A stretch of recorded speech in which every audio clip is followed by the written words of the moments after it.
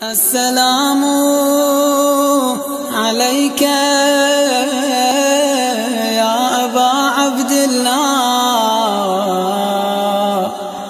السلام عليك يا ابن رسول الله۔ بسم اللہ الرحمن الرحیم۔ ماہ مبارک رمضان کے 17ویں روزے کے دن کی دعا۔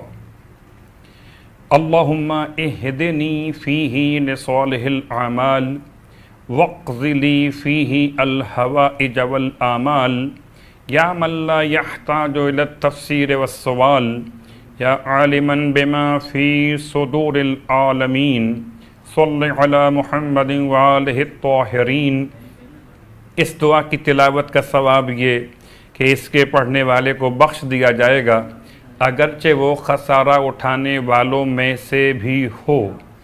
ماہ رمضان کے 17ویں روزے کا ثواب اللہ کے رسول کی روایت میں اس طرح سے بیان ہوا کہ پروردگار عالم ارشاد فرمائے گا اس دن کے روزے داروں کے لیے کہ یقیناً میں نے انہیں اور ان کے والدین کو معاف کر دیا ہے، اور پروردگار عالم ان سے قیامت کی سختیاں اٹھا لے گا۔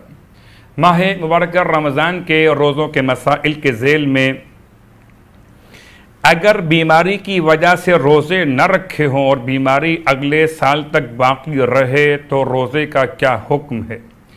روزے کی قضا واجب نہیں ہے اگر بیماری اگلے سال تک باقی رہے، لیکن ہر روزے کے بدلے ایک مد طعام یعنی تقریباً 14 چھٹا گندم یعنی کہ 750 گرام یا جو فقیر کو دینا ہوگا۔ ماہ مبارک رمضان کی 17ویں رات میں مولا متقیان علی ابن ابی طالب علیہ السلام نے ارشاد فرمایا کہ جو کوئی شخص اس رات میں 2 رکعت نماز اس طرح سے ادا کرے کہ رکعت اول میں جو چاہے الحمد کے بعد تلاوت کر لے، اور رکعت دوم میں الحمد کے بعد 100 مرتبہ سورہ توحید کی تلاوت کرے، اور پھر نماز کے ختم کرنے کے بعد 100 مرتبہ لا الہ الا اللہ پڑھے گا تو خدا اسے 1000 حج اور عمرہ اور جہاد کا ثواب عطا فرمائے گا۔ اس رات کو غسل کرنا مستحب ہے۔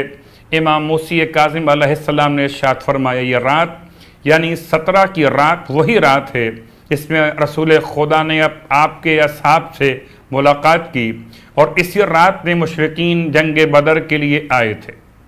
اس رات میں اللہ کے رسول کی یہ دعا، اللہم ھذا شہر رمضان الذی انزلت فیہ القرآن وامرت فیہ بعمارۃ المساجد والدعاء والصیام والقیام وضمنت لنا فیہ الاستجابہ فقد اجتہدنا وانت آنتنا فاغفر لنا فیہ ولا تجعلہ آخر العہد منا واعف عنا فإنک ربنا وارحمنا فإنک سیدنا واجعلنا ممن ينقلب إلى مغفرتک ورضوانک بحق محمد وآلہ إنک أنت الأجل الأعظم۔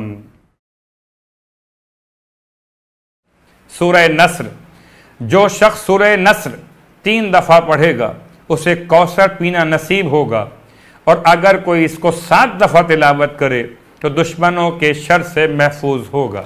پروردگار سے التماس کہ خدا ہم کو ماہ مبارک رمضان کی دعا اور ماہ مبارک رمضان کے تلاوت قرآن کا شوق عطا فرمائے۔ والسلام علیکم ورحمۃ اللہ وبرکاتہ۔